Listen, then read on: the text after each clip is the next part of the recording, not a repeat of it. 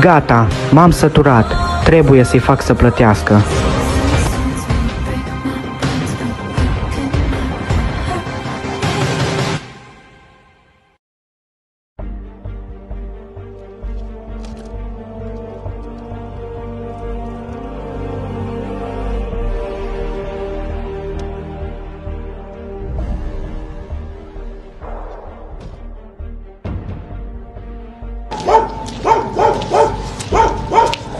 Nu, ceva mie nu-mi suna bine. Ce-ai căutat în sus?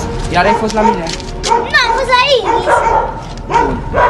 Dacă mai încălcați pragul ușii, v-am zis, vă omor pe amândouă. Nu mă crezi? Foarte bine. Să spui lui Iris că știu că ea omorât-o pe Emma. Sigur 100% că doar ele două au fost acasă. Și o să aflu. Și crede-mă că nu o să fie bine de niciuna dintre voi. Nu i-a omorât-o. De unde știi tu? Că a omorât-o sau nu a omorât-o? Sunt sigur 100% că ea a omorât-o. Hai serios. Amândouă au fost acasă, doar ele două și nu au avut cine să calce până casă. Și ea împiedicată n-are cum să... Emma poate a picat. Hai serios. Hai serios. Pe alea două scări să moară, că să împiedică. Hai Poate da cu serios. capul. Serios. Serios. N-ai unde. Și crede-mă, îți jur că o să plătească. Ce o să plătească? Amândouă o să ajungeți la pușcărie. Uite așa, tu cu o ascunzi și ea cu o Și tu, omorât, și tu o înțeles? să ajungi. Hai, mai vedem în asta. Mai bine. Bun.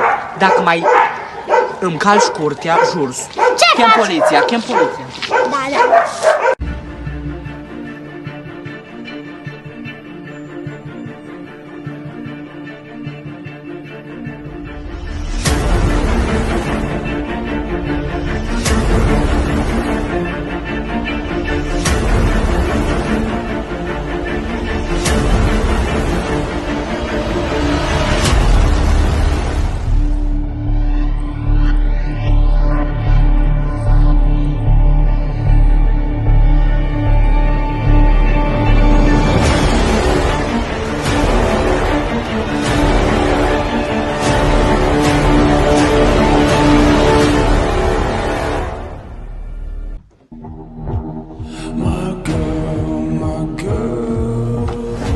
Ciao.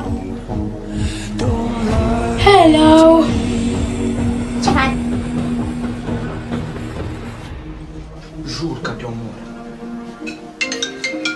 Christy Bell's face was marching. Dacă se trezește, îți jur că mor tu în locul ei. Iris.